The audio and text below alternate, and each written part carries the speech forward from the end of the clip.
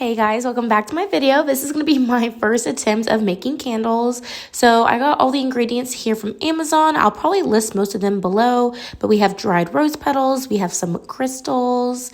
I got these cute little tin cans in a pack of 24, and then these are the scents that I chose. So I went ahead and got some super glue and put down my little wooden wicks, and then I started melting my wax. So I did coconut oil and then a pound of the wax, and I just made sure that my temperature was correct.